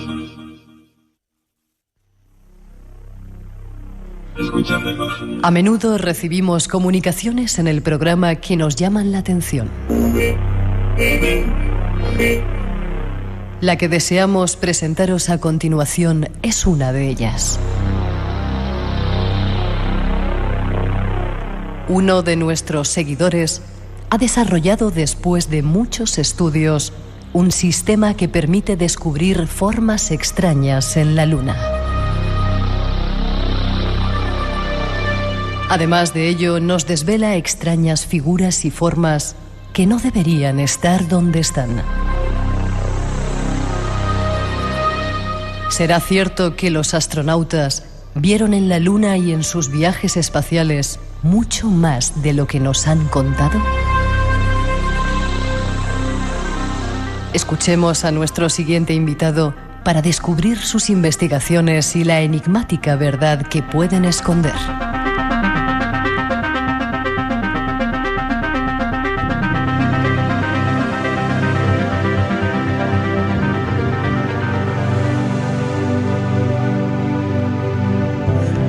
Espacio volvemos para tratar de desentrañar algunos de sus misterios. De vez en cuando nos vienen comunicaciones de algunos de nuestros oyentes o seguidores y nos llaman la atención. Este es el caso que os queremos mostrar esta noche.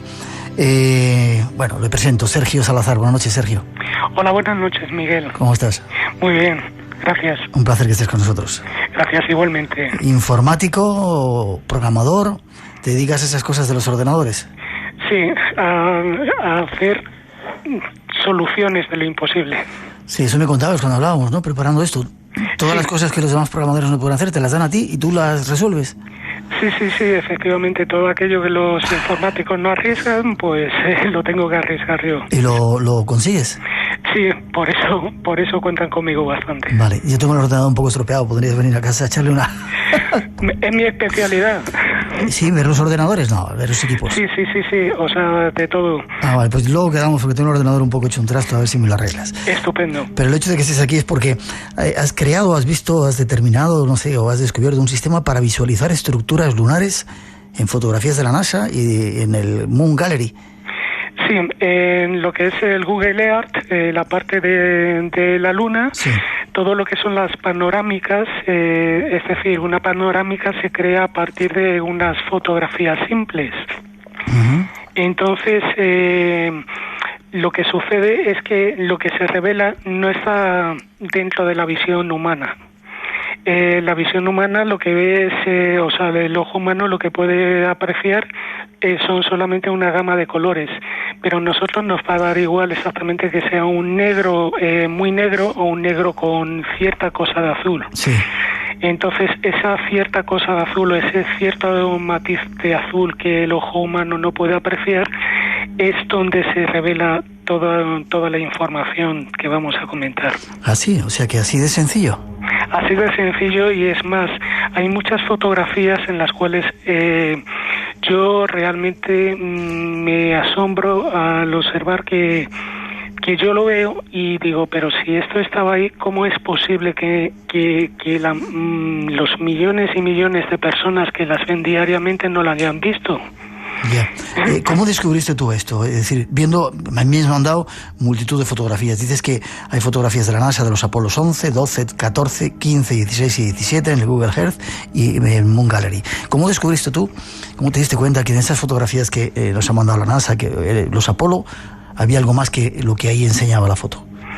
Pues es una historia muy larga. La verdad es que tú tienes mucho que ver y tal por ser un gran divulgador. Yo decía, bueno, realmente tiene que haber algo allí. Pero si hay, ¿dónde se esconde? Y realmente donde, mirando, lo primero que descubrí no fue el ultranegro, sino fueron las gemelas, que es el nombre con que yo he denominado y tal unas esculturas que existen en el Google Earth, en la parte de la Luna, en la galería de imágenes del Apolo 17, en la fotografía número 11.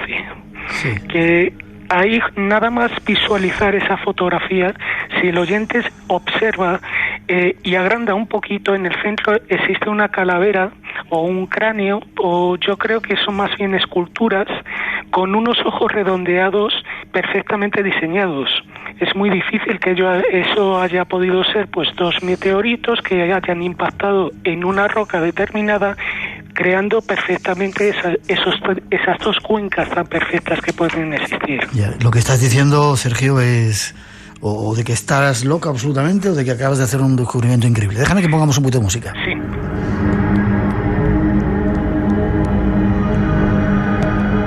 Así nos das un poco de tiempo a mí, a nuestros oyentes y a mí, de analizarlo y de ver cómo es este asunto. A avanzar a nuestros oyentes que vamos a dar al final un blog para que puedan ver todas estas fotografías y tengan un poco indicios de lo que está contando Sergio, ¿vale?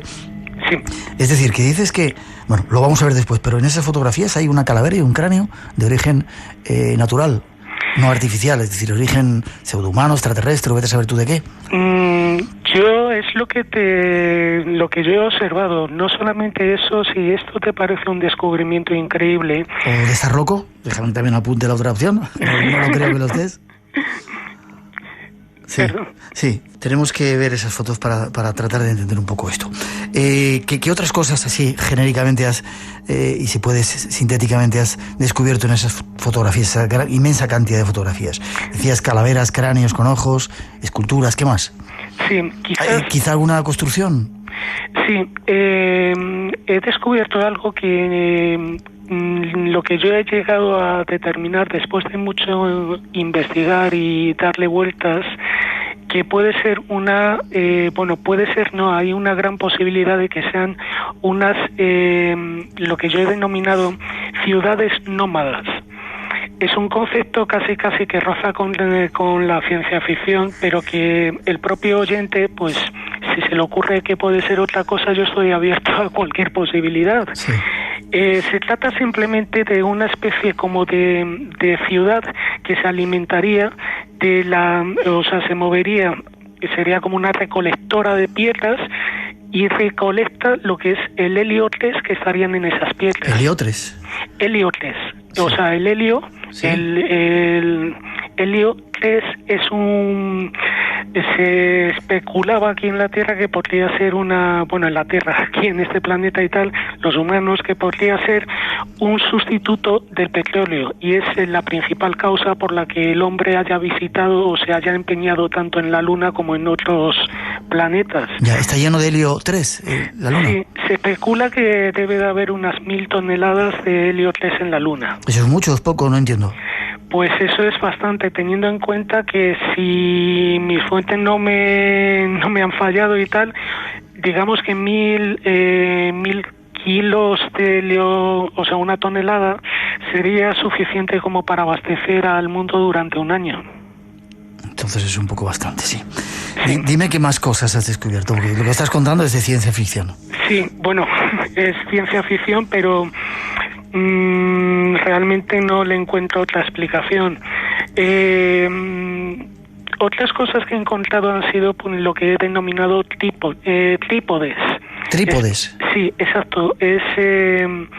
Son como estructuras que se elevan, tienen aproximadamente, yo calculo que de unos 12 a 24 pisos.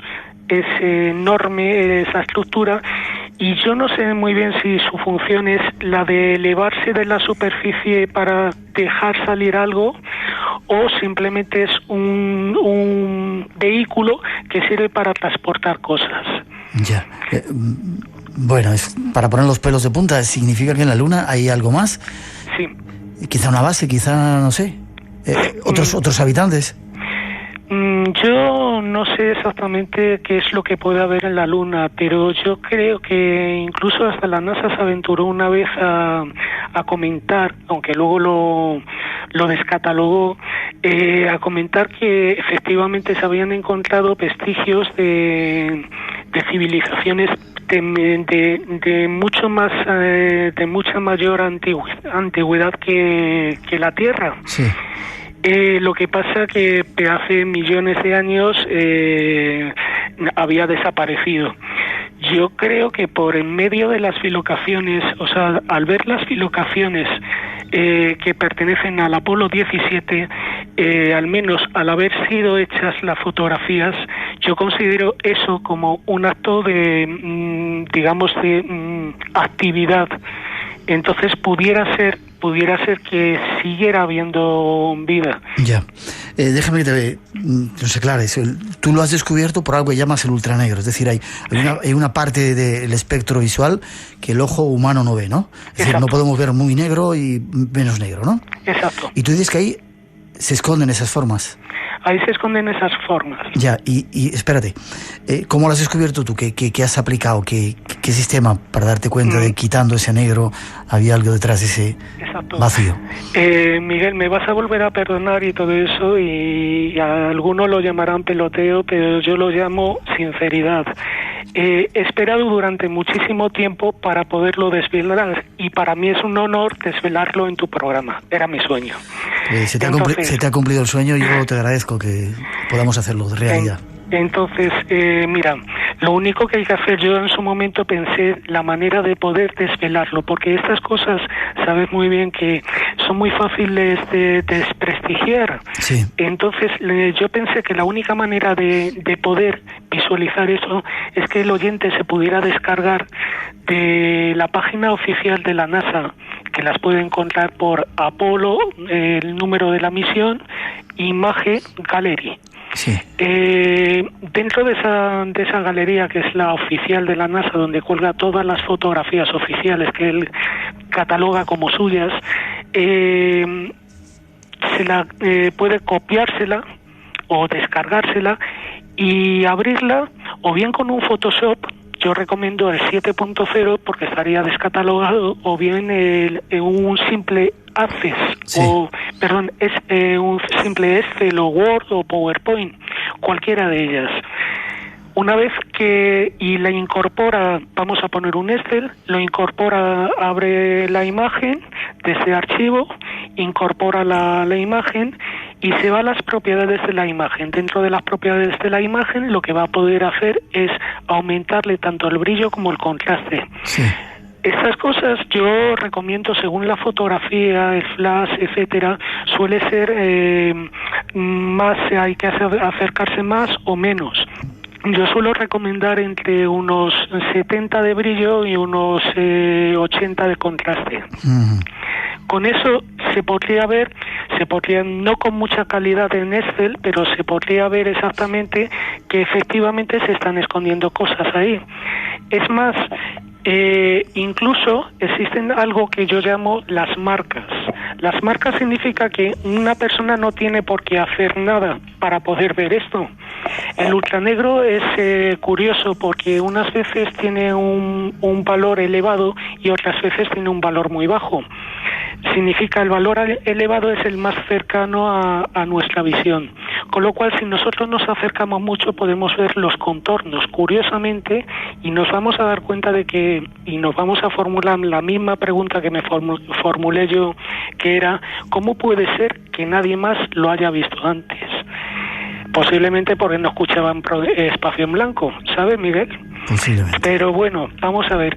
Existe una fotografía que yo invito Espera, ahora vamos a ver. Sí.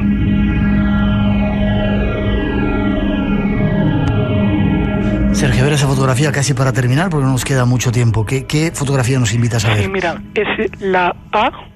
¿Cómo? ¿La qué? A11 de Apolo 11. AP11, sí. Punto 11 03 14 7 guión bajo MF. MF, M de Madrid, F de Francia. F de Francia. A de España, de Andorra, perdón, P de Palencia, punto 11. No, A11. AP. No, Álava, ¿sí? 11. Punto 11, etcétera. Perfecto. Andorra o Álava 11 03 14 7 guión bajo Madrid, Francia, MF. Vale, sí. Vemos esa foto y ¿qué pasa? Vamos a ver esa foto y me gustaría que nos acercáramos un poquito a la pantalla y veremos cómo en la línea del horizonte se eleva algo parecido a un cuerpo, o sea, a un tubo que se eleva con como si fuera una especie de aspirador puesto ahí. Lógicamente no es un aspirador, no sé exactamente qué puede llegar a ser. Yeah. Pero eso visualizado, luego nos lo llevamos a Excel, ¿sí? Y visualizado nos vamos a ver que verdaderamente es una foto preciosa. Sí. No digo nada más. Vale, ¿dónde encontramos esta foto? Esta fotografía podemos utilizar Google. Nos vamos a Google, le damos a Image, ponemos el nombre de la fotografía. Vale. y si queremos coger la de la NASA, pondríamos NASA, vale, o Apollo Image Gallery. Perfecto, entrando en Google, buscando en imágenes, ahí sale esa foto. Exacto. Espera, que Sergio, casi tenemos que terminar, aunque quiero que me des blog, lugares donde puedan ver nuestros oyentes todo esto, y quiero seguir con el asunto, ¿te parece? Perfecto, estoy a tu entera disposición.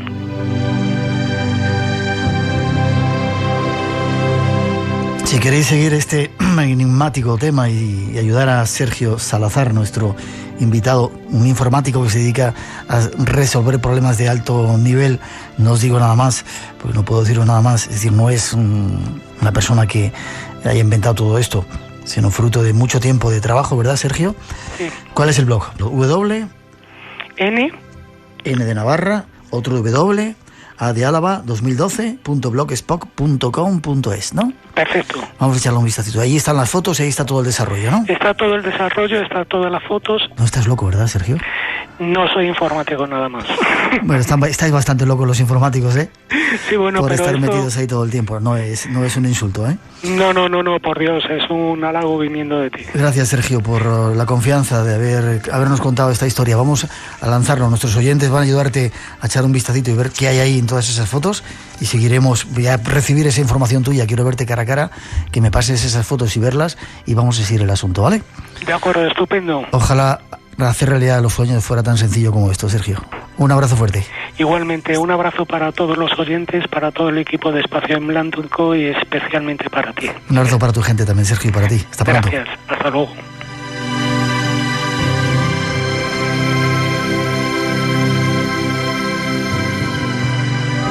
Conéctate con nosotros. El universo del misterio te espera. Espacio en Blanco, en Radio Nacional, con Miguel Blanco. Entra en nuestra web.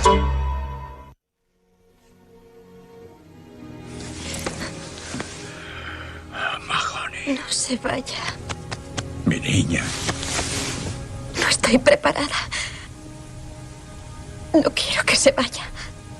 Lo siento.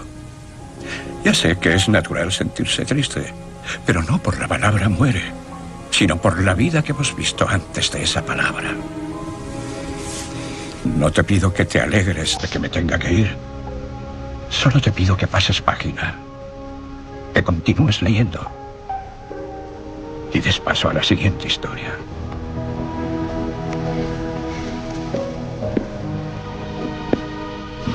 Yo también te quiero.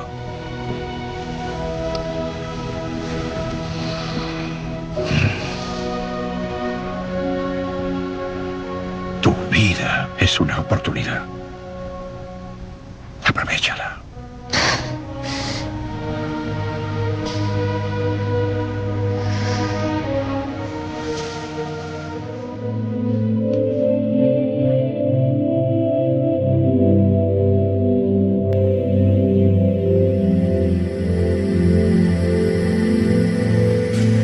Y 48, 12 y 48 en las Islas Canarias. Seguimos en directo con temas curiosos al menos. Vamos a seguir la pista a todas esas fotos, a ver si nuestro invitado tiene razón, que en ese negro profundo se esconden algunas imágenes. Y noticias que llegan del norte de Euskadi, el país vasco. Llega Raymond Moody y un personaje que viene muchas veces a nuestro programa, Marilyn Rosner. Atentos si os interesa estar en contacto con ellos.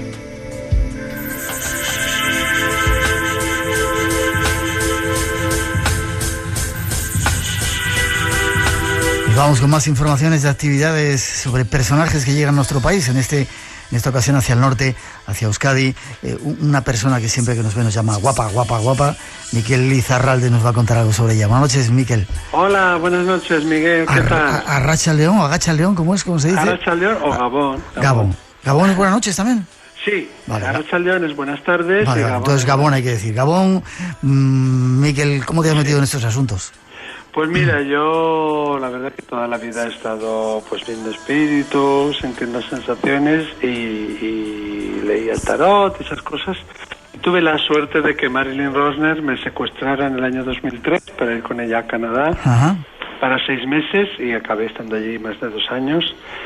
Y bueno, y a la vuelta pues fundé una escuela, abrí una tienda y bueno, sin buscarlo, la verdad que sin buscarlo, pues me empezaron a surgir este tipo de oportunidades y bueno, como creo que es mi destino y que está marcado en mi destino, pues me dejo llevar y además muy contento y muy feliz. Ya, bien, y vais a llevar a la gente de Euskadi la presencia de personajes fundamentales en este asunto, ¿no? Eso Algunos es, de sí. nuestros favoritos, Marilyn Rosner, estará también Raymond Moody, ¿no? Sí, eso es. Pues Tanto en dinos... Vitoria como en Bilbao vamos a estar Marilyn Rosner, Raymond Moody y yo mismo. Sí. El día 17 y 18 de octubre en Vitoria, ¿sí? En el Hotel Jardines de Oleta Suites, y el 20 y 21 de octubre en Bilbao, en el Hotel...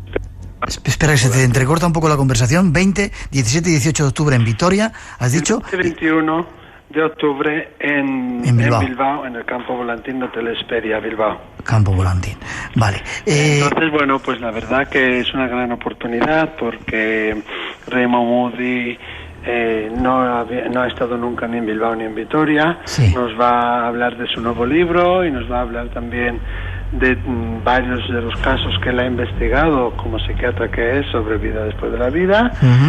Y tendremos la suerte también de poder acercarse a él y de bueno, hacerle varias preguntas. Y bueno, pues Marilyn en sus conferencias va a dar mensajes también con el público en directo. También yo hago algo bastante parecido.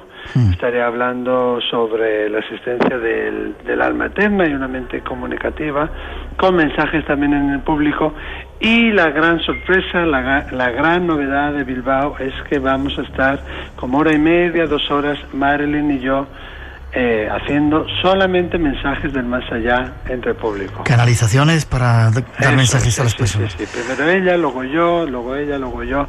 Lo que queremos es que todo el mundo reciba mensajes y que el amor de los espíritus llegue a al mayor número de personas posible. Bien, una oportunidad única este mes de conocer a dos personajes entrañables y compartir con un tercero, Miquel Lizarralde, en Vitoria 17 y 18 de octubre y en Bilbao 20 y 21 de octubre. Ahora que está tan en boga esa información de Saint Germain, hablando de que, bueno, no vamos a entrar en ello, por lo menos con Marilyn y con vosotros. Yo a Marilyn la he visto trabajar y no lleva nada preparado y sin embargo le da la locura, se te empieza a decir cosas y ves como la gente se derrumba. No puede parar, ¿eh? Es increíble, tiene una energía que yo no sé cómo puede aguantar tanto. Pero es así, con los espíritus es un poco así, te reenergetizas, vas más rápido, tu corazón late más rápido, tu respiración va más rápido y tu frecuencia también cambia, ¿no?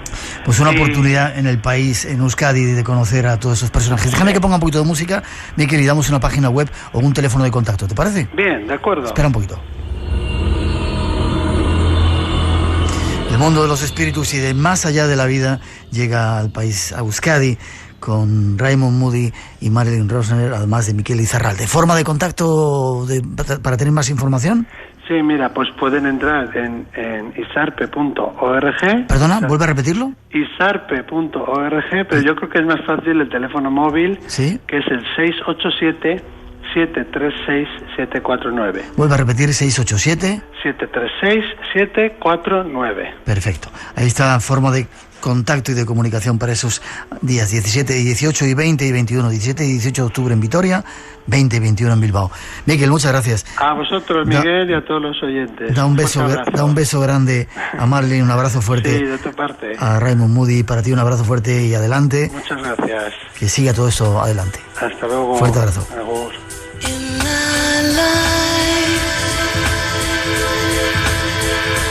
There's an empty space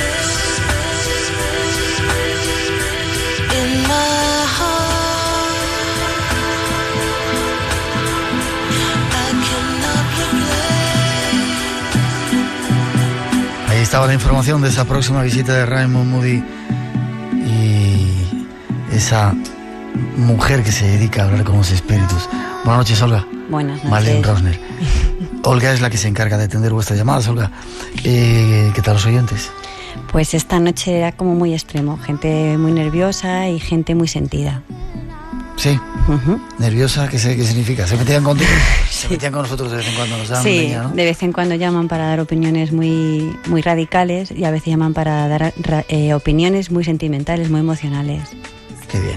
Que sepan que pueden seguir haciéndolo a través de la semana, ¿verdad? Tenemos un contestador que miramos todas las semanas, teléfono 91-346-1055. y si no a través del email espacioenblanco@rtv.es y nuestros muros de Facebook, que ahí estamos, 2 muros ahí ahora diferentes.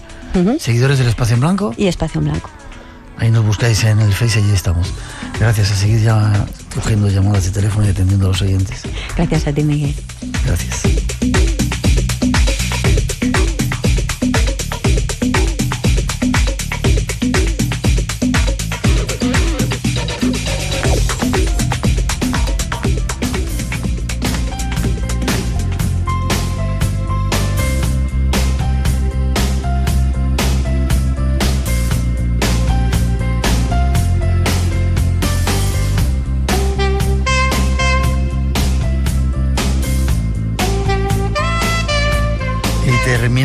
Teníamos un concurso con 5 ganadores que son Katy La Blanca de Zaragoza, Digna Méndez de Bilbao, David Ruiz de Jaén, César Román de Sevilla y Virgilio Suárez de Santa Cruz de Tenerife.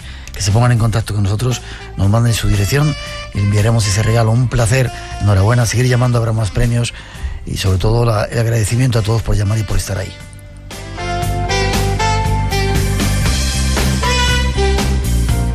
La semana que viene más, un programa especial con invitados de lujo. Viene Jesús Callejo a darnos una vuelta por algunos chakras de este planeta nuestro. Nos iremos hasta la ciudad de las Vírgenes en Machu Picchu y temas sorprendentes que estamos seguros que os van a gustar. Nos vemos en 7 días. Os invitamos a que sigáis aquí en esta sintonía. Paloma Zuriaga, nuestra compañera, nos va a traer Degustar España. Ha sido un placer. Hasta las 4 os dejamos con un poquito de nuestra mejor música. Cuidaros, nos vemos aquí en Radio Nacional en el Espacio en Blanco. Espacio en Blanco en Radio Nacional.